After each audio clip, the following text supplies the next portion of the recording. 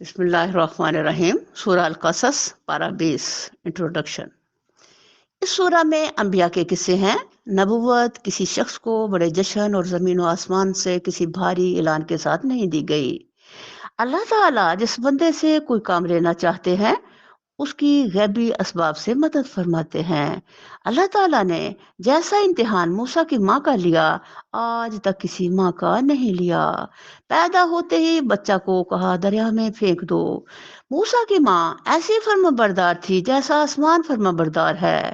نبی کریم صلی اللہ علیہ وسلم نے فرمایا مومن کی مثال موسیٰ کی سی ہے، اپنے بچوں کے دودھ پلائے اور اجرت بھی لے۔ رسول خدا صلی اللہ علیہ وسلم نے فرمایا دنیا و آخرت کے مقابلے میں اتنی ہے جتنا کوئی سمندر میں انگلی ڈال کر نکال لے۔ یہ دیکھیں کہ اتنی کم ہے یہ ہماری دنیا، اور سمندر کی طرح ہے ہماری آخرت۔ لیکن ہائے کہ انسان نے اس تھوڑی سی دنیا، تھوڑے سے وقت کو میں اپنا دل لگا لیا اور اتنے طویل سفر کے لیے زیادہ راہ کی کوئی فکر نہ کی۔ اللہ ہمیں رمضان المبارک میں آخرت کا زیادہ راہ بنانے والا کر دے، اللہ ہمیں تیاری کرنے والا بنا دے اس سفر کی۔ ہائے قارون حضرت موسیٰ کے چچا کا بیٹا تھا، تورات بڑی خوش لہانے سے پڑھتا تھا، اس لیے لوگ اسے منور کہتے تھے۔ اسے کسی طرح لوہے کو سونا بنانے کا فن آ گیا، جس سے اس نے ڈھیروں سونا بنایا اور امیر ترین ہو گیا۔ اس کے خزانوں کی کنجیاں خنجروں پر لا دی جاتی تھیں۔ حدیث میں ہے کہ ایک شخص نے کہا حضور میرا جی چاہتا ہے میری چادر بھی اچھی ہو، میری جوتی بھی اچھی ہو، تو کیا یہ تکبر ہے؟ حضور صلی اللہ علیہ وسلم نے فرمایا نہیں نہیں، یہ تو خوبصورتی ہے۔ اللہ جمیل و یحب الجمال، اللہ خوبصورت ہے اور خوبصورتی کو پسند کرتا ہے۔ سورہ القصص 20 پارہ۔ شروع اللہ کے نام سے جو بڑا مہربان نہایت رحم کرنے والا ہے۔ تو سین میم حروف مقطعات، یہ کتاب مبین کی آیات ہیں۔ اب مسلسل الحمدللہ جو سورہ آ رہی ہیں، اللہ آغاز مبین سے کر رہا ہے کہ وہ خود روشن ہے اور تمہارے لیے روشنی لے کے آئی ہے یہ کتاب۔ موسیٰ اور فرعون کا کچھ حال ٹھیک ٹھیک تمہیں سناتے ہیں، ایسے لوگوں کے فائدے کے لیے جو ایمان لائیں۔ یعنی موسیٰ علیہ السلام کو ایز اے استاد قرآن میں پیش کیا گیا ہے، اور ان کی زندگی کو چونکہ نبی صلی اللہ علیہ وسلم کی زندگی کے ہم رنگ تھے، اس لیے بار بار موسیٰ کی زندگی دہرائی گئی کہ نبی کریم صلی اللہ علیہ وسلم کے دل کو مضبوط کرنے کے لیے، ڈھارس دینے کے لیے اور صحابہ کو تقویت دینے کے لیے کہ آخر کار ایک کمزور ترین موسیٰ، ایک بدترین مضبوط انسان، دنیاوی مضبوطی کے رکھنے والے فرعون جو خدا اپنے کو سمجھ رہا ہے، اس کے سامنے اللہ تعالیٰ سبحان اللہ کیا معاملہ کرتے ہیں۔ وہی ایک چونٹی سے ہاتھی کو مروانے والا رب موسیٰ سے کس طرح فرعون کو غرق کرواتا ہے۔ تو اللہ تعالیٰ یہاں بتا رہے ہیں کہ آخر کار کامیابی نبی کریم صلی اللہ علیہ وسلم کی ہوگی اور ان کے صحابہ کی ہوگی۔ اللہ تعالیٰ فرمائے ایسے لوگوں کے فائدے کے لیے جو ایمان لائیں۔ یہ قرآن انہی کے لیے نفع بخش ہے جو اس سے نفع لینے آئے، اللہ ہمیں اسے نفع لینے والا بنا دے۔ واقعہ یہ ہے کہ فرعون نے زمین میں سرکشی کی اور اس کے باشندوں کو گروہوں میں تقسیم کر دیا۔ ان میں سے ایک گروہ کو وہ ذلیل کرتا تھا، اس کے لڑکوں کو قتل کرتا، اس کی لڑکیوں کو جیتا رہنے دیتا تھا، فی الواقع وہ مقصد لوگوں میں سے تھا۔ اللہ تعالیٰ یہ بات بار بار اس لیے بتا رہے ہیں کہ شاید دنیا کے اندر اتنی چیپ، اتنی گھٹیا، اتنی تکلیف دہ چیز حرکت شاید کسی اور انسان نے نہ کی ہو کہ دوسرے کی بیٹیوں کو چھوڑ دینا اور بیٹوں کو قتل کر دینا۔ تو اسے بتایا جا رہا ہے کہ بڑی بڑی تکالیف ہیں دنیا میں، لیکن یہ دیکھو کہ اس فرعون نے کیسی تکلیف دی جو انسان کے لیے بڑی بھاری چیز ہے۔ اور ہم یہ ارادہ رکھتے تھے کہ مہربانی کریں ان لوگوں پر جو زمین میں ذلیل کر کے رکھے گئے تھے، اور انہیں پیشوا بنا دیا اور انہی کو وارث بنائیں اور زمین میں ان کو اقتدار بخشیں، اور ان سے فرعون و حامان اور ان کے لشکروں کو وہی کچھ دکھلا دے جس کا انہیں ڈر تھا۔ ہم نے موسیٰ کی ماں کو اشارہ کیا کہ اس کو دودھ پلا، پھر جب تجھے اس کی جان کا خطرہ ہو تو اسے دریا میں ڈال دے، اور کچھ خوف اور غم نہ کر، ہم اسے تیرے ہی پاس لے آئیں گے اور اس کو پیغمبروں میں شامل کریں گے۔ آخر کار فرعون کے گھر والوں نے اسے دریا میں ڈال دیا تاکہ وہ ان کا دشمن اور ان کے لیے سبب رنج بنے۔ اللہ اکبر۔ یہ دیکھے کہ اللہ تعالیٰ حضرت موسیٰ علیہ السلام کی والدہ سے مسلسل رابطے میں ہے وحی کے ذریعے، اور ان کے یہ اس سال میں بچہ پیدا ہوتا ہے جس سال میں، ایک سال میں بچے قتل کیے جاتے تھے اور ایک سال میں بچوں کو رہنے دیا جاتا تھا۔ تو کیونکہ اس کو وہ جو خواب کی تعبیر میں اس میں یہ تھا کہ فلاں جو ہوگا اس طرح کا سال، اس میں وہ جو بچہ پیدا ہو وہ تمہارے لیے تباہی کا باعث ہوگا۔ تو اللہ تعالیٰ کس طرح رہنمائی کر رہے ہیں اور کس طرح وہ ایک خاتون ہو کر کے تو اتنے جگرے والی ہے کہ وہ نبی صلی اللہ تعالیٰ کے حکم پر کس طرح اطاعت میں سفر کر رہی ہے۔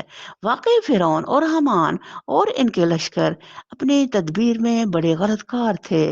فرعون کی بیوی نے اس سے کہا، یہ میرے اور تیرے لیے آنکھوں کی ٹھنڈک ہے، اسے قتل نہ کرو، کیا عجب کہ یہ ہمارے لیے مفید ثابت ہو، یا ہم اسے بیٹا ہی بنا لیں۔ اور وہ انجام سے بے خبر تھی۔ اب یہ دیکھو کہ جب یہ معاملہ آ رہا ہے نا، بچہ پکڑ کے وہ لاتی ہیں، اس وقت فرعون جو تھا وہ اپنی کابینہ کے ساتھ، اپنے وزراء کے ساتھ لوگوں کے بنی اسرائیل کے بچوں کے قتل کے پلان کر رہا تھا۔ تو سبحان اللہ، ایک دم اسی وقت اس کو ایک بچے کی آواز آتی ہے، اللہ اکبر کبیرہ۔ یہ دیکھے تو کس طرح سے اللہ تعالیٰ اس بچے کو وہاں وہ دیکھتا ہے آ کے تو جو ہوتی ہے آسیہ، وہ اس کو کہتی ہے کہ وقالت امرأۃ فرعون قرۃ عین لی، اس کی طرف دیکھ کے کہتی ہے کہ یہ جو بچہ میں لائی ہوں یہ ممکن ہے کہ میری آنکھوں کی ٹھنڈک ہو۔ اللہ تعالیٰ نے موسیٰ کا چہرہ کچھ ایسا اٹریکٹو بنا دیا تھا کہ جو بھی اس کو دیکھتا اسے محبت کرنے لگ جاتا۔ جو عین لی کہتی ہے، جب اس کے چہرے کے ایکسپریشن دیکھتی ہے کہ اس کو بھی وہ بچہ اچھا لگ رہا ہے، تو وہ ایک دم کہتی ہے ولک، اور تیرے لیے بھی، یعنی ہو سکتا ہے کہ یہ بچہ میرے لیے، جب اس کا چہرے کا ایکسپریشن اچھا دیکھتی ہے تو کہتی ہے لک، تیرے لیے بھی ہو سکتا ہے یہ۔ سبحان اللہ۔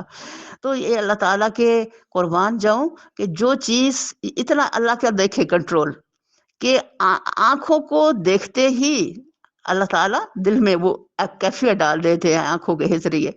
تو اللہ تعالیٰ وہ بندہ جو ان بچوں کو قتل کے پروگرام کر رہا ہے، اسی کی آنکھوں سے انہی کے بچے کے لیے محبت کے سبحان اللہ ایسا ساتھ ڈال دیتا ہے جو اس کی زندگی کا سامان بنتا ہے۔ ورنہ اس وقت کہہ سکتا تھا بھائی یہ بنی اسرائیل کا بچہ، اس کو پھینکو، نہیں، میرے اللہ کیا خوبصورتی سے ایک بات بتا رہے ہیں، اور اس کو کہتے ہیں لطیف، غیر محسوس طریقے سے اپنی مشیت کو پورا کرنے والا رب اپنے پلان کو کیسے پورا کر رہا ہے۔ ادھر موسیٰ کی ماں کا دل اڑا جا رہا تھا اور اس کا راز فاش کر بیٹھتی اگر ہم اس کی ڈھارس نہ بندھا دیتے تاکہ وہ ہمارے وعدے پر ایمان لانے والوں میں سے ہو۔ اس نے بچے کی بہن سے کہا، اس کے پیچھے پیچھے جا۔ چنانچہ وہ الگ سے اس کو اس طرح دیکھتی رہی کہ دشمنوں کو اس کا پتہ نہ چلے، اور ہم نے بچے سے پر پہلے ہی دودھ پلانے والیوں کی چھاتیاں حرام کر رکھی تھی۔ اب جو ہم نے پیچھے دیکھا نا بہن کا کردار، کہ بہن بھی کتنی سمجھدار تھی، کس طریقے سے وہ چل رہی ہے، شور و غل کا نہیں کہ ہے میرا بھائی وہ دیکھو کہیں ڈوب نہ جائے، بلکہ بڑی حکمت کے ساتھ وہ سفر کرتی ہے اور محل تک جاتی ہے جہاں جہاں بچہ جاتا ہے پیچھے پیچھے، بالکل ایک بے نیازی شو کر کے کہ میرے سے کوئی تعلق نہیں، تاکہ کوئی شک نہ پڑے۔ تو یہ ایک بہترین کردار رکھا گیا ہے کسی بھی آزمائش کے وقت، کس طرح ماں اور کس طرح بہن سبھی جو ہے بہترین طریقے سے اس کو نبھاتے ہیں۔ پھر اللہ کے قربان جاؤں، اللہ اکبر، چنانچہ وہ الگ سے اس کو اس طرح دیکھتی رہی کہ دشمنوں کو اس کا پتہ نہ چلے، اور ہم نے بچے پر پہلے ہی دودھ پلانے والیوں کی چھاتیاں حرام کر رکھی تھی۔ سبحان اللہ۔ اب موسیٰ جو نا بھوک لگ گئی، چیخ رہے ہیں، بہت تڑپ رہے ہیں، تو جو آسیہ اس کے دل میں بہت وہ آتا ہے کہ ظاہر وہ بچہ سے محبت کر رہی اس وقت، تو وہ کہتی ہے نوکرانیوں کو دھڑاتی ہے، جو ڈھونڈو کوئی جو دودھ پلانی ہو، دودھ پلانے والی۔ تو جن کے ظاہر ہے بچے مرے ہوئے تھے، وہ ان کے دودھ تو سینوں میں تھے، وہ سب کو بلا بلا کے لا رہی ہے، لیکن موسیٰ کسی کے سینے کو ہاتھ لگا ہی نہیں رہا، بلکہ وہ چیخے مارے جا رہے ہیں۔ سبحان اللہ۔ یعنی ایسی سچویشن بن گئی اس وقت، اور وہ بچی بڑے حکمت سے ایک طرف دیکھ رہی ہے۔ یہ حالت دیکھ کر اس لڑکی نے ان سے کہا، میں تمہیں ایسے گھر کا پتہ بتلاؤں جس کے لوگ اس کی پرورش کا ذمہ لیں اور خیر خواہی کے ساتھ اسے رکھیں۔ سبحان اللہ، یہ حکمت کے فیصلے دیکھو۔ اس طرح ہم موسیٰ کو اس کی ماں کے پاس پلٹا لائے تاکہ اس کی آنکھیں ٹھنڈی ہوں اور وہ غمگین نہ ہو اور جان لے کہ اللہ کا وعدہ سچا تھا، مگر اکثر لوگ اس بات کو نہیں جانتے۔ اچھا، جب یہ اللہ تعالیٰ کہہ رہے تھے نا کہ تمہارا بچہ تم پھینکو، یہ پھر تمہارے پاس آ جائے گا، بے شک اطاعت کی انتہا تھی۔ اللہ کہنے کتنی اطاعت گزارو ختم، اس کے باوجود ماں ہونے کی حیثیت سے اس کا دل اڑا جا رہا تھا۔ قرآن کہتا ہے کہ موسیٰ کی ماں کا دل کو کہے افیدا، یعنی اتنے شدید جذبات اس کے ابھر رہے تھے کہ اس کا جی چاہ رہا تھا کہ میں چیخ چیخ کے لوگوں کو کہوں کہ میرا بچہ میرا بچہ اس میں جا رہا ہے پانی میں۔ لیکن اللہ نے اس کو وحی کے ذریعے اتنا مستحکم کیا، اتنا زیادہ اس کو سکون رہا، بار بار اللہ کہہ رہے ہیں بچہ آ جائے گا تیرے پاس واپس، میں میرا وعدہ ہے۔ سبحان اللہ، پھر کیا ہوا؟ تھوڑی ہی دیر وہ غم اٹھانا پڑا اور بچے لوٹ کے نہیں آیا بلکہ بہت کچھ ساتھ لے کے آیا۔ اس کی ماں کا، موسیٰ کی ماں کا وظیفہ لگا دیا گیا کیونکہ وہ بچے کو اس نے دودھ پلانا تھا، اور پھر بہت سارے انعام و اکرام سے اس کو نوازا گیا چونکہ بچہ دوبارہ اسی کے گھر میں جا رہا تھا دودھ پینے، اس لیے انتظام کیا گیا کہ بہترین کھانے، بہترین لباس، بہترین چیزیں، جو وہاں بچے نے رہنا ہے تو وہاں کا انوائرمنٹ ہر چیز اعلیٰ ہونا چاہیے۔ تو بچے کا جا کے واپس آنا کیا تھا؟ ان کا مقدر ہی اللہ نے بدل دیا۔ جب موسیٰ اپنی پوری جوانی کو پہنچ گیا اور اس کا نشہ مکمل ہو گیا تو ہم نے اسے حکم اور علم عطا کیا۔ اللہ نے حکمت عطا کر دی معاملات کے۔ یہ بڑا اہم پیغام ہے اس میں۔ آج تک اللہ تعالیٰ نے پورے قرآن میں اور ویسے بھی ایک بات جو تسلسل سے چلتی ہے وہ ہے علم و حکمت۔ ہمیشہ پہلے علم ملتا ہے اور پھر حکمت ملتی ہے۔ تو یہ ایک منفرد ہے چیز موسیٰ علیہ السلام کے لیے، صرف اور صرف کہ جن کو اللہ تعالیٰ نے پہلے حکمت دی اور بعد میں علم دیا، یعنی پہلے معاملہ فہمی سکھائی اور پھر نبوت دی۔ اور معاملہ فہمی ہی تھی کہ جس کے تحت الحمدللہ انہوں نے اپنا پہلا زندگی کا حصہ نبوت تک کا جو وہ بہترین طریقے سے سفر کرتے ہوئے منزل اپنی نبوت تک پہنچے۔ ہم نیک لوگوں کو ایسی ہی جزا دیتے ہیں۔ ایک روز وہ شہر میں ایسے وقت داخل ہوا جبکہ اہل شہر غفلت میں تھے۔ وہاں اس نے دیکھا کہ دو آدمی لڑ رہے ہیں، ایک اس کی اپنی قوم کا تھا اور دوسری اس کی دشمن قوم سے تعلق رکھتا تھا۔ اس کی قوم کے آدمی نے دشمن قوم والے کے خلاف اسے مدد کے لیے پکارا۔ موسیٰ نے اس کو ایک گھونسا مارا اور اس کا کام تمام کر دیا۔ یہ حرکت سرزد ہوتے ہی موسیٰ نے کہا یہ شیطان کی کار فرمائی ہے اور وہ سخت دشمن اور کھلا گمراہ کن ہے۔ یعنی اس بات کو جان لینا کہ ہمارا دشمن کتنا ظالم ہے، یہ بہت بڑی بات ہے۔ پھر وہ غصے میں بھی پھر وہ کہنے لگا اے میرے رب، میں نے اپنے نفس پر ظلم کر ڈالا، میری مغفرت فرما دے۔ چنانچہ اللہ نے اس کی مغفرت فرما دی، وہ غفور الرحیم ہے۔ اللہ اکبر۔ یہ تدبر کی آیت ہے کہ موسیٰ علیہ السلام جب نکلتے ہیں مصر سے، میں آج ایک بندہ ان سے مر گیا اور دوسرے دن وہ ڈرتے ڈرتے جا رہے ہیں، تو یہاں بندہ مرتا ہے۔ جب وہ کس لیے گھر سے نکلتے ہیں؟ اس لیے کہ اللہ تعالیٰ نے جو ہمیں پیچھے بتایا نا کہ حکمت پہلے میں نے دی، اس حکمت کے تحت ان کے دماغ کے اندر ایک چیز ہر وقت رہتی تھی کہ میرا جو وجود ہے وہ بنی اسرائیل سے ہے، اور یہ جو فرعونی ہے یہ ان پر بہت ظلم کرتے ہیں۔ ان کے دماغ کے اندر یہ چیز ہر وقت پنپتی اور پنپنا، ان کا جو پنپنا تھا اس بات کا، اور ان کے اندر ایک ٹارچر تھا کہ وہ لوگ ہمدردی کے مستحق ہیں تو مجھے ان سے ہمدردی کرنی چاہیے۔ وہ ہمدردی کے ذہن سے نکلتے ہیں تو کیا آگے دو لوگ لڑ رہے ہوتے، اب ان کے دماغ میں یہ آلریڈی چیز تھی کہ یہ اس طرح ان پہ ظلم کیا جا رہا ہے۔ تو جب بھی وہ نکلتے ہیں اور آلریڈی وہ دو بندوں کو لڑتے ہوئے دیکھتے ہیں کہ اپنی قوم کا ایک فرعونی کا، تو وہ بے ساختہ ہی اس بندے کو مارتے ہیں۔ گھونسا کتنا جوان ہوگا، موسیٰ کتنا قوی ہوگا کہ ایک ہی گھونسے سے بندہ مر جاتا ہے۔ تو اللہ اکبر کبیرہ، اس کے اندر جو اللہ تعالیٰ ہمیں تدبر سے حکمت بتانا سکھانا چاہ رہے ہیں وہ یہ کہ موسیٰ کو فوراً احساس ہوا کہ بغیر تحقیق کے کوئی حرکت کرنا یہ یقیناً شیطان کی طرف سے ہے۔ اور یہ عام بندہ نہیں سوچ، جب غصہ ہوتا ہے تو ہم اندھے ہو چکے ہوتے ہیں، لیکن یہ حکمت تھی کہ وہ بندہ جو ہے فوراً پہچان گیا اپنی غلطی کو۔ تو اپنی غلطی کو پہچانتے انہوں نے فوراً اللہ سے معافی مانگی، اور اللہ کہ نے جو اللہ اکبر یہ نے معافی کا توفیق دی، اور ایک اچھی بات کو فوراً سمجھنے کی توفیق دی۔ موسیٰ سمجھے یہ میرے اللہ کا احسان ہے مجھ پر کہ اس نے مجھے غلطی کا احساس دیا ہے۔ تو سبحان اللہ، یہاں اللہ تعالیٰ ہمیں بتانا اور یہ سمجھانا چاہ رہے ہیں کہ یہ جو غصہ ہوتا ہے یہ شیطان کی طرف سے ہے، اور جب بھی تمہیں کسی مسئلے میں ایسا آ جائے تو فوراً سمجھ لو اور اللہ سے توبہ مانگو۔ اور وہ آگے جو کہہ رہے ہیں نا کہ اللہ تعالیٰ وہ غفور الرحیم ہے، موسیٰ نے اللہ تعالیٰ جو وہ کہہ رہے ہیں کہ اللہ تعالیٰ کی مجھ پہ احسان احسان کیا تھا، اللہ تعالیٰ کی طرف سے کسی چیز کا فوری بھلائی کی طرف لوٹ جانا یہ رحمان کا بہت بڑا احسان انسان پر۔ تو اس احسان پر وہ اللہ تعالیٰ سے کہتے ہیں کہ موسیٰ نے عہد کیا کہ اے میرے رب، یہ احسان جو تو نے مجھ پر کیا ہے اس کے بعد میں کبھی مجرموں کا مددگار نہ بنوں۔ میں احسان کیا تھا کہ مجھے فوراً احساس دیا ہے کہ میں شیطان کے ہتھے چڑھ کر کے تو میں نے ایک غلطی کر دی، بغیر تحقیق ایک اتنا بڑا گناہ کر ڈالا، اور پھر رحمان سے فوراً معافی مانگ لیا۔ الحمدللہ، یہ معافی مانگنے کی توفیق رحمان کا احسان ہے۔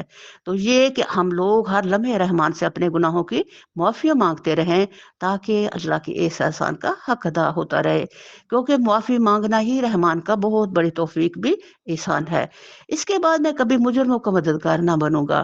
دوسرے روز وہ صبح سویرے ڈرتا اور ہر طرف سے خطرہ بھانپتا ہوا شہر میں جا رہا تھا کہ یکا یک کیا دیکھتا ہے کہ وہی شخص جس نے کل اسے مدد کے لیے پکارا تھا آج پھر اسے پکار رہا ہے۔ اب یہ دیکھیں، وہ پہلے دن کا اوپر کیس تھا، اور جو اب دوسرے دن کا کیس آ رہا ہے۔ اب ان کے طبیعت میں تھا کہ کل میں نے بندہ مارا ہے، تو آج پہلے دن میں تو وہ ویسے مدد کے لیے نکلے تھے، اور آج کے دن میں وہ نکل رہے ہیں ایک خوف کے ساتھ کہ کل کی غلطی ہوئی تھی، اب میں ایسے غلطی نہ کر ڈالوں کہیں۔ تو موسیٰ نے کہا، وہ جب نکلتے ہیں تو پھر دیکھتے ہیں کہ وہی بندہ پھر کسی اور سے لڑ رہا ہے ان کی قوم کا، اور پھر موسیٰ کو پکارتا ہے۔ تو پھر موسیٰ کو اس وقت تو سمجھ آ چکی تھی الحمدللہ۔ تو وہ کہتے ہیں، موسیٰ نے کہا تو بڑا ہی بہکا ہوا آدمی ہے۔ پھر جب موسیٰ نے ارادہ کیا کہ دشمن قوم کے آدمی پر حملہ کرے تو وہ پکار اٹھا، اے موسیٰ، کیا آج تو مجھے اسی طرح قتل کرنے لگا ہے جس طرح کل ایک دشمن کو قتل کر چکا ہے؟ تو اس ملک میں جبار بن کر رہنا چاہتا ہے، اصلاح کرنا نہیں چاہتا۔ موسیٰ علیہ السلام یہ چاہتے تھے کہ میں نے کل جو بندہ قتل کیا ہے وہ راز میں رہے، وہ بات کھلے نہ۔ لیکن اس واقعے میں جب اس بندے نے یہ کہا تو فور ایک گھبراہٹ ان پر طاری ہو گئی کہ میرے کل کے واقعے کا تو پتہ چل چکا لوگوں کو۔ اس کے بعد ایک آدمی شہر کے پرلے سرے سے دوڑتا ہوا آیا اور بولا، موسیٰ، سرداروں میں تیرے قتل کے مشورے ہو رہے ہیں، یہاں سے نکل جا، میں تیرا خیر خواہ ہوں۔ یہ خبر سنتے ہی موسیٰ ڈرتا اور سہمتا نکل کھڑا ہوا، اور اس نے دعا کی کہ اے میرے رب، مجھے ظالموں سے بچا۔ اب یہ جو بندہ ہے، جب ان جنرلوں میں بیٹھ کر کے تو وہ صلاح مشورہ کر رہے ہیں کہ کوئی موسیٰ کو دیکھے نا تو پکڑ کے فرعون کے پاس نہ لائے کیونکہ اس نے بندہ مارا ہے۔ تو موسیٰ بے شک بظاہر کچھ بھی ہے، یہ جو اپنا فرعون ہے، اس کے دل میں چونکہ اس نے بچے کو پالا تو اس کے دل میں اس کی محبت ہے، تو یہ کسی نہ کسی طرح کے جیل میں ڈال دے گا یا کچھ ادھر ادھر بہانہ کرے گا۔ تو ہم نے ان لوگوں کو بڑی چڑ تھی موسیٰ سے، اس لیے کہ وہ کہتے تھے کہ غلام قوم کا بچہ ہے، اس کو پروٹوکول شاہی دیا جا رہا ہے، یہ آتا ہے تو ہم اس کے لیے گیٹ کھولتے ہیں، اس کو سلوٹ کرتے ہیں۔ تو یہ ساری چیزیں ان کو ٹارچر کرتی تھی، تو انہوں نے شکر کیا کہ کوئی انہیں بہانہ بنا اب موسیٰ کو قتل کرنے کا۔ تو اب آپس میں صلاح کر رہے ہیں کہ اب جب کسی کو بھی وہ نظر آ جائے ملے تو آپ نے اس کو وہاں چھوڑنا نہیں یا لانا نہیں ہے، فوراً مار دینا ہے۔ جب انہوں نے مشورہ کیا تو انہی میں ایک جن ہے جو جس کے اندر ایمان راسخ ہو چکا تھا، وہ وہاں سے دوڑتا ہے، تو وہ آ کر کے تو موسیٰ کو کہتا ہے کہ آپ فوری طور پہ یہاں سے نکل جائیں، اس طرح سے مشورے تمہارے خلاف ہو رہے ہیں۔ مصر سے نکل کر جب موسیٰ نے مدین کا رخ کیا تو اس نے کہا، امید ہے میرا رب مجھے ٹھیک راستے پر ڈال دے گا۔ سبحان اللہ، یہ دعا ہے، بہت بڑا خزانہ، اتنا بڑا، یہ موسیٰ کی بہت ساری دعائیں ہمارے لیے خزانہ ہے، میں کہتی ہوں یہ سب سے ہی بڑا خزانہ ہے۔ وجہ، جب ہم کسی بھی مسئلے میں بھول جاتے ہیں تو ابھی پڑھے نا ہم، عسیٰ ربی ان یہدی، یہدی یعنی سواء سبیل، تو الحمدللہ فوراً ہمیں وہ بات یاد آ جائے گی۔ مثال کے طور پر ہم نے قرآن شریف سے یا کتاب سے کچھ دیکھنا ہے اور ہمیں یہ معلوم نہیں وہ کدھر ہے تو ہم ڈھونڈنے نکلے ہیں، آپ اگر یہ دعا پڑھ کے کتاب اپنی کو کھولیں گے تو انشاءاللہ جو آپ نے سے چیز لینی ہے وہ فوراً سامنے آئے گی۔ اسی طرح اور بھی زندگی معاملات میں ہمیں بھولتے چوکتے ہیں، کوئی چیز لینے جاتے ہیں ہمیں بھول جاتی ہے، تو یہ تعلق باللہ ہے کہ چھوٹی چھوٹی اور بڑی بڑی باتوں میں ہم لوگوں کو ہر لمحے اپنے رب رحمان کو ان الفاظ سے جب بھی پکارنا ہے، ہم رکھ رہے ہیں بھائی، انسان بھولنے والا ہے، تو وہ اس کو رستے بھی بھولتے ہیں، اس کو زندگی کے معاملات بھی بھولتے ہیں اور بہت کچھ بھولتا ہے۔ تو اس دعا کو آپ مضبوطی سے پکڑ لیں، اللہ تعالیٰ آپ کو فوری آپ کا ٹارگٹ دے گا انشاءاللہ، یہ گارنٹی والی بات ہے۔ اور جب وہ مدین کے کنویں پر پہنچا تو اس نے دیکھا کہ بہت سے لوگ اپنے جانوروں کو پانی پلا رہے ہیں، اور ان سے الگ ایک طرف دو عورتیں اپنے جانوروں کو روک رہی ہیں۔ موسیٰ نے ان عورتوں سے پوچھا تمہیں کیا پریشانی ہے؟ انہوں نے کہا ہم اپنے جانوروں کو پانی نہیں پلا سکتے جب تک یہ چرواہے اپنے جانوروں کو نہ نکال لے جائیں، اور ہمارے والد ایک بہت بوڑھے آدمی ہیں۔ یہ سن کر موسیٰ نے ان کے جانوروں کو پانی پلا دیا، پھر ایک سائے کی جگہ جا بیٹھا اور بولا پروردگار جو خیر بھی تو مجھ پر نازل کرے، میں اس کا محتاج ہوں۔ یہ اس دعا سے بھی اعلیٰ دعا ایک اور سامنے آ گئی، موسیٰ کے سے ہمیں بہت ساری دعاؤں کے خزانے ملے ہیں الحمدللہ۔ اب اس دعا کے بہت سے معنی ہیں۔ ایک اس کا یہ معنی ہے کہ اللہ جو میں نے اس وقت نیکی کی ہے ان خواتین کے ساتھ، اس طرح کی نیکیوں کا مجھے ہمیشہ محتاج رکھنا، اس لیے کہ ہمیشہ مجھ سے کرواتے رہنا، اس کا ایک یہ بھی معنی ہے۔ اور ایک یہ بھی کہ اس وقت جو میں محتاج ہوں ہر ہی چیز کا، کہاں سے اس دعا کی برکت سے سفر کیا اور مدین میں پہنچے، اللہ نے سیدھا راستہ دکھایا، اور منزل پر پہنچ کر کے اب کچھ نظر نہیں آ رہا سامنے، تو جو وہ پانی پلانا ان کا اسٹائل تھا وہ بڑا ہی خوبصورت تھا۔ انہوں نے وہ پتھر جو وہ پانی پلا کر کنویں کے اوپر رکھ دیا کرتے تھے، ماشاءاللہ اتنے مضبوط تھے یہ کہ اللہ تعالیٰ نے ان کو اتنی قوت دی کہ انہوں نے ایک ہاتھ سے بڑے آرام سے وہ پتھر پیچھے کر دیے، جس سے لڑکیاں وہ بہت متاثر ہوئی کہ اتنا قوی آدمی ہے، سبحان اللہ۔ پھر ان کے جانوروں کو پانی پلاتا ہے، اخلاق کی اعلیٰ ترین قدر۔ اور پھر جب بیٹھ کے یہ دعا پڑھتا ہے تو وہ بچی جو لوٹ کے آتی ہے ان کو بلانے، اس بچی نے یہ دعا سنی اپنے کانوں سے، ان کی زبان سے، اس سے بھی وہ بہت متاثر ہوئی کہ اس بندے کو اب ہر چیز کی ضرورت، اب ان کو گھر چاہیے تھا، اولاد چاہیے تھی، کھانے کو کچھ چاہیے تھا، بھوک تھا، اتنا لمبا سفر کیا کہ سفر کے اندر پاؤں جو تو ان کے تو چھالے اٹھ گئے، اور بھوکا یہ عالم کہ رستے میں اللہ کا محبوب ترین بندہ موسیٰ رستے میں گھاس کھاتے ہوئے یہاں تک پہنچا، تو اب بھوک میں بے نڈال تھے، یعنی دنیا کی ہر چیز کی اس وقت موسیٰ کو ضرورت تھی۔ جب یہ دعا پڑی اللہ تعالیٰ نے اس وقت سارے رحمت کے دروازے کھول دیے، اور سبحان اللہ کچھ دیر نہ گزری تھی کہ ان دونوں عورتوں میں سے ایک شرم و حیا کے ساتھ چلتی ہوئی اس کے پاس آئی اور کہنے لگی میرے والد آپ کو بلا رہے ہیں تاکہ آپ نے ہمارے لیے جانوروں کو پانی جو پلایا ہے اس کا اجر آپ کو دے۔ موسیٰ جب اس کے پاس پہنچا اور اپنا سارا قصہ اسے سنایا تو اس نے کہا کچھ خوف نہ کرو، اب تم ظالم لوگوں سے بچ نکلے ہو۔ اب ہم نے شروع میں پڑھا نا کہ موسیٰ علیہ السلام کے چہرے میں بڑی اٹریکشن میرے اللہ نے ڈالی تھی کہ جو بھی دیکھتا وہ محبت کرنے لگ جاتا، تو اس کو بھی کہتے ہیں the one long story of Quran, کہ وہ لڑکی جو ہے اس کی ایک نظر بھی ان پر پڑتی ہے تو اس کے دل میں ان کی محبت اتر جاتی ہے، تو پھر لوٹ کے بلانے آتی ہے، پھر اسی لڑکی سے ان کا نکاح ہو جاتا ہے۔ ان دونوں عورتوں میں سے ایک نے اپنے باپ سے کہا ابا جان اس شخص کو نوکر رکھ لیجیے، اس لڑکی کی بات ہو رہی ہے، بہترین آدمی جسے آپ ملازم رکھے وہی ہو سکتا ہے جو مضبوط اور امانت دار ہو۔ مضبوط کیسے؟ ابھی میں نے بتایا نا کہ ایک ہاتھ سے ہلکا سے اتنا عظیم پتھر اٹھا کر کے پانی پلا کر پھر ایک ہاتھ سے رکھ دیا، جو کہ لوگ کتنے لوگ مل کے کھینچ کے کرتے تھے۔ امانت دار اس لیے کہ اس نے آنکھ اٹھا کے نہیں دیکھا ان لڑکیوں کی طرف، اور جب وہ لڑکی بلانے جاتی ہے تو موسیٰ علیہ السلام اس کو کہتے ہیں کہ آپ میرے پیچھے چلے اور اشارے سے آپ مجھے بتاتی جائیں کہ آپ کا گھر کدھر ہے۔ تو وہ حیران ہو گئی لڑکی کہ اتنا امین ہے یہ، کتنا ہی یہ اعلیٰ قسم کا انسان، اعلیٰ کردار کا۔ اس کے باپ نے موسیٰ سے کہا میں چاہتا ہوں کہ اپنی ان دو بیٹیوں میں سے ایک کا نکاح تمہارے ساتھ کر دوں، بشرطے کہ تم 8 سال تک میرے ہاں ملازمت کرو، اور اگر 10 سال پورے کر دو تو یہ تمہاری مرضی ہے، میں تم پر سختی نہیں کرنا چاہتا۔ نبی کریم صلی اللہ علیہ وسلم نے جبریل علیہ السلام سے پوچھا پھر موسیٰ نے بھلا 8 سال پورے کیے تھے یا 10؟ تو جبریل علیہ السلام نے فرمایا کہ 10 سال پورے کیے تھے، تم انشاءاللہ مجھے نیک آدمی پاؤ گے۔ موسیٰ نے جواب دیا یہ بات میرے اور آپ کے درمیان طے ہو گئی، ان دونوں مدتوں میں سے جو بھی میں پوری کر دوں اس کے بعد پھر کوئی زیادتی مجھ پر نہ ہو، اور جو کچھ قول و قرار ہم کر رہے ہیں اللہ اس پر نگہبان ہے۔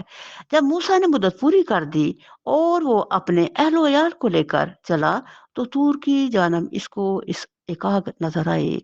اس نے اپنے گھر والوں سے کہا، ٹھہرو، میں نے ایک آگ دیکھی ہے، شاید میں وہاں سے کوئی خبر لے آؤں یا اس آگ سے کوئی انگارہ ہی اٹھا لاؤں جس سے تم تاپ سکو۔ یہاں پتہ چل رہا ہے کہ سردی شدید کا موسم تھا اور تاریک رات تھی جب وہ سفر کر رہے تھے۔ وہاں پہنچا تو وادی کے داہنے کنارے پر مبارک خطے میں ایک درخت سے پکارا گیا، اے موسیٰ، میں ہی اللہ ہوں، سارے جہان والوں کا مالک۔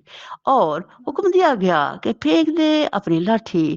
جو ہی کہ اس نے دیکھا کہ وہ لاٹھی سانپ کی طرح بل کھا رہی ہے تو وہ پیٹ پھیٹ کر بھاگا اور اس نے مڑ کر بھی نہ دیکھا۔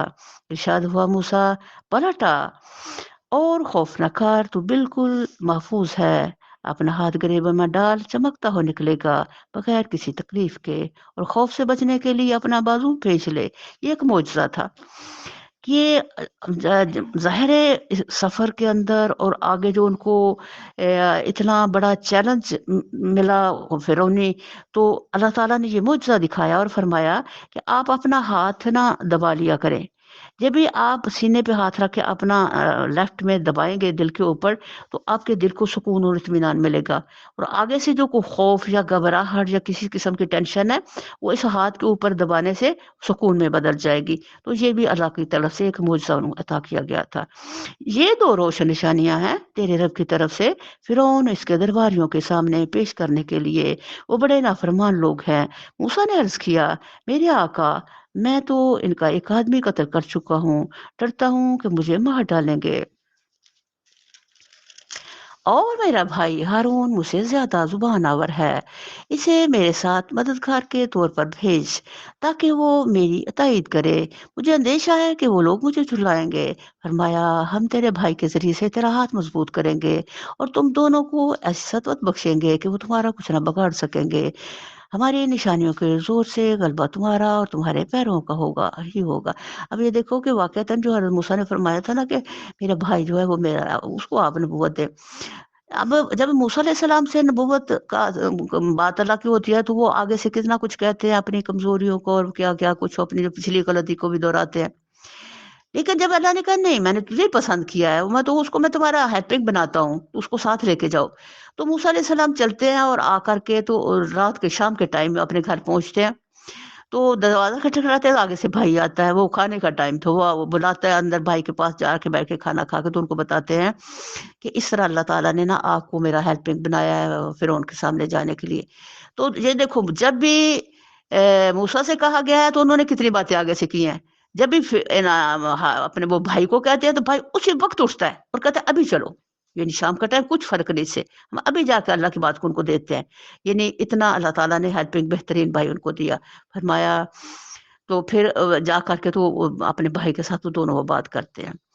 پھر جب موسیٰ ان لوگوں کے پاس ہماری کھلی کھلی نشانیاں لے کر پہنچا تو انہوں نے کہا، یہ کچھ نہیں ہے مگر بناوٹی جادو، اور یہ باتیں تو ہم نے اپنے باپ دادا کے زمانے میں کبھی سنی ہی نہیں۔ موسیٰ نے جواب دیا، میرا رب اس شخص کے حال سے خوب واقف ہے جو اس کی طرف ہدایت لے کر آیا ہے، اور وہی بہتر جانتا ہے کہ آخری انجام کس کا اچھا ہوتا ہے۔ حق یہ ہے کہ ظالم کبھی فلاح نہیں پاتے۔ اور فرعون نے کہا، اے اہل دربار، میں تو اپنے سوا تمہارے کسی خدا کو نہیں جانتا، ہارون ذرا اینٹیں پکوا کر میرے لیے ایک اونچی عمارت بنوا، شاید کہ اس پر چڑھ کر میں موسیٰ کے خدا کو دیکھ سکوں، میں تو اسے جھوٹا سمجھتا ہوں۔ اب یہ جھوٹے خدا جو ان سے ہوتے ہیں، ان کی ہر حرکت سے، ان کے ہر عمل سے، ان کے ہر قول و فعل سے جھوٹ ہی شو ہو رہا ہوتا ہے اور کمزوری۔ بھائی جو خدا ہوتا ہے اس کو کیا ضرورت ہے کہ وہ سیڑھیاں بنوائے اور کہیں چڑھے؟ تو خدا تو وہ ہے جو ہر کمزوری سے پاک و بالا ہے، اللہ الصمد۔ تو اللہ تعالیٰ جو ہر کمزوری سے بالا ہستی، ایک ہی رحمان ہے جس نے خود اپنے لیے آنا اللہ نام رکھے۔ تو یہ انسان جو جھوٹے خدا بنتے ہیں، ان کی کمزوریاں اور ان کی حرکتیں خود شو کرتی ہیں کہ یہ انتہائی کمزور ہے، اور یہ مکڑی کے جالے کی مانند ہیں جو بہت جلد ختم ہو جانے والے ہیں۔ اس نے اور اس کے لشکروں نے زمین میں بغیر کسی حق کے اپنی بڑائی کا گھمنڈ کیا اور سمجھے کہ نہیں کبھی ہماری طرف پلٹنا نہیں ہے۔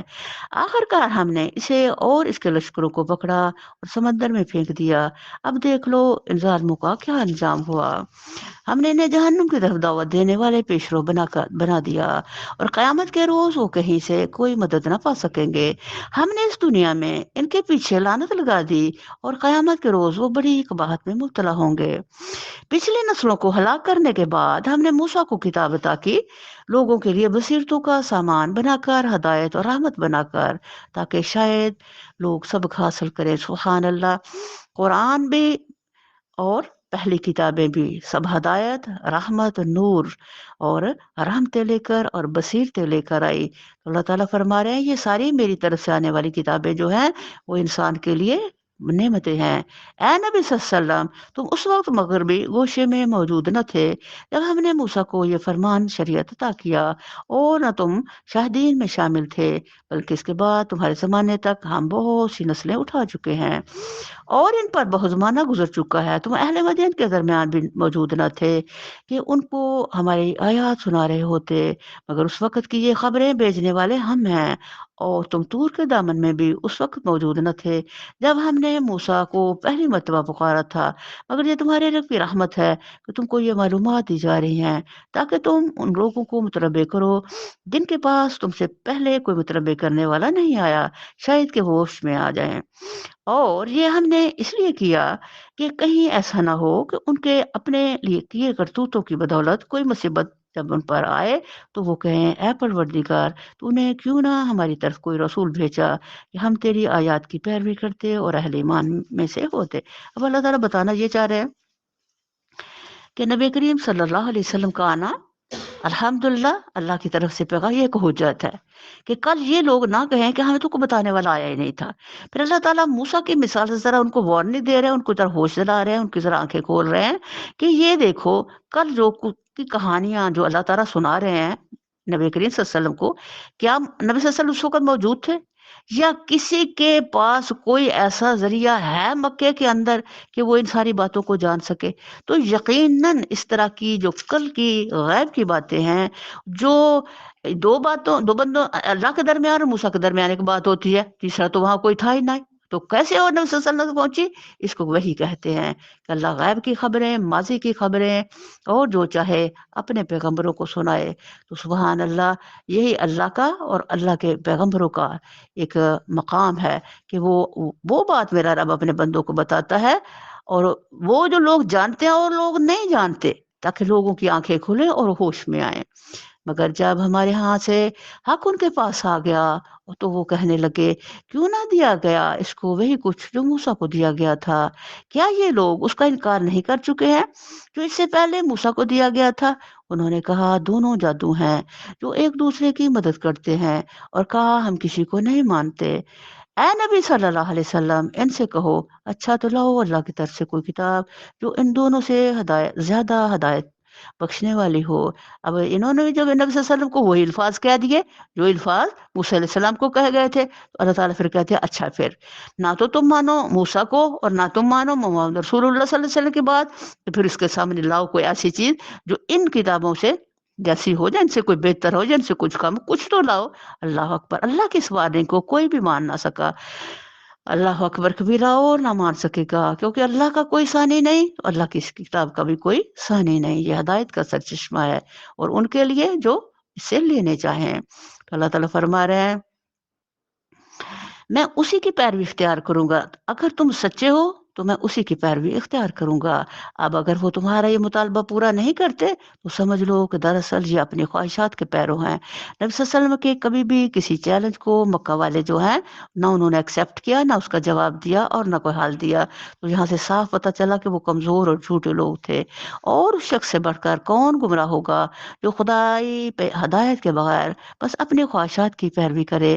اللہ ایسے ظالموں کو ہرگز ہدایت نہیں بخشتا، اور نصیحت کے بعد پے در پے ہم انہیں پہنچا چکے ہیں تاکہ وہ غفلت سے بیدار ہوں۔ اللہ تعالیٰ نے پوری آدم علیہ السلام سے نبی کریم صلی اللہ علیہ وسلم تک کا ہر طریقے سے، ہر اینگل سے، ہر ہدایت کے پہلو سے لوگوں کو ایک چھوٹی سی بظاہر کتاب ہے قرآن، لیکن کتنا علم کا سمندر ہے اس کے اندر، سبحان اللہ. انسان ساری زندگی بھی لگا رہے تو اس کو سمجھ نہ پائے، اس کے کنارے نہ پا سکے. بلکہ اللہ تعالیٰ وہ ہر بندے کے اندر جتنا ظرف ہے، جتنی کیپیسٹی ہے، وہ اتنا اس سے لے لیتا ہے. لیکن ایک لامحدود علم ہے، سبحان اللہ. جن لوگوں کو اس سے پہلے ہم نے کتاب دی تھی وہ اس قرآن پر ایمان لاتے ہیں، اور جب یہ ان کو سنایا جاتا ہے تو وہ کہتے ہیں ہم اس پر ایمان لائے، یہ واقعی حق ہے ہمارے رب کی طرف سے، ہم تو پہلے ہی مسلم ہیں. یہ وہ لوگ ہیں جنہیں ان کا اجر 2 بار دیا جائے گا، اس ثابت قدمی کے بدلے جو انہوں نے دکھائی. وہ برائی کو بھلائی سے دفع کرتے ہیں، اور جو کچھ رزق ہم نے انہیں دیا ہے اس میں سے خرچ کرتے ہیں. سبحان اللہ. اب اللہ تعالیٰ اس کلام کی اس اعلیٰ عظیم نعمت کی افادیت بنا رہے ہیں کہ جن لوگوں کو اس سے پہلے ہم نے کتاب دی تھی وہ اس قرآن پر ایمان لاتے ہیں. یہ وہ لوگ ہیں اہل کتاب جنہیں قرآن مانا، ان کے لیے اللہ تعالیٰ نے 2 اجر رکھ دیے، اور کتاب اللہ میں ان کی تعریف فرما دی الحمدللہ کہ ان کے سیلے پہلے ہی نورانی تھے، اور اس سے انہوں نے اور اس اللہ کے نور کتاب اللہ قرآن عظیم سے بھی ایک اور نور لیا، جس سے ان کے سینے اور منور ہو گئے. اور ان کی اللہ تعریف فرما رہے ہیں کہ جب وہ اس کلام کو سنتے ہیں تو وہ سجدوں میں چلے جاتے ہیں، اور ان کی آنکھیں آنسوں سے بھر جاتی ہیں. سبحان اللہ. اس ثابت قدمی کے بدلے جو انہوں نے دکھائی، وہ برائی کو بھلائی سے دفع کرتے ہیں، اور جو کچھ رزق ہم نے انہیں دیا اس میں سے خرچ کرتے ہیں. اور جب انہوں نے بےہودہ بات سنی تو یہ کہہ کر اس سے کنارہ کش ہو گئے کہ ہمارے اعمال ہمارے لیے اور تمہارے اعمال تمہارے لیے، تم کو سلام ہے، ہم جاہلوں کا طریقہ اختیار کرنا نہیں چاہتے.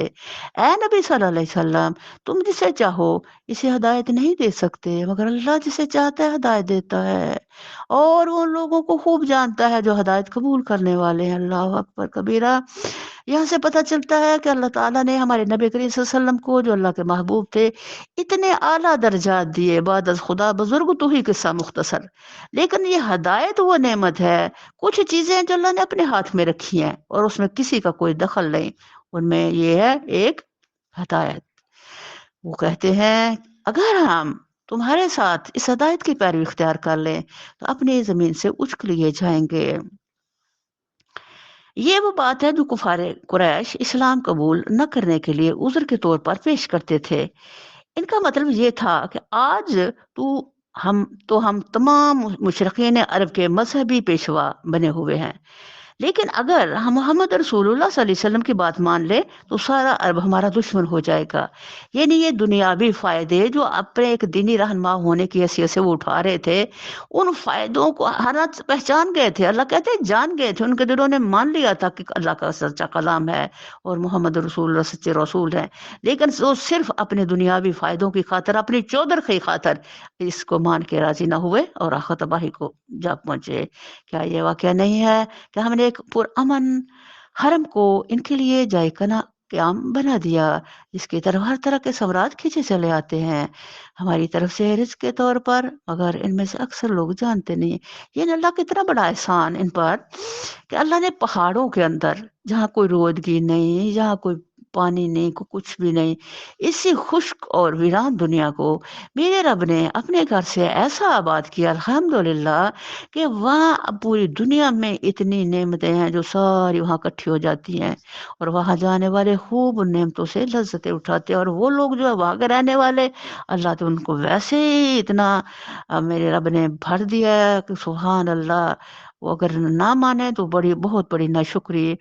تو اللہ تعالیٰ یہ اس پرامن گھر کی ان کے لیے جو قیادت اللہ نے دی ہے، اس کو ان پر بڑے احسان کے طور جتلا رہے ہیں کہ تم کو نہ صرف وہاں کا چودھری بنا دیا بلکہ تمہیں بے پناہ نعمتوں سے بھی نواز دیا ہے. ہے پھر بھی تم ماننے کو راضی نہیں ہو، اتنے نادان اور نہ شکرے ہو.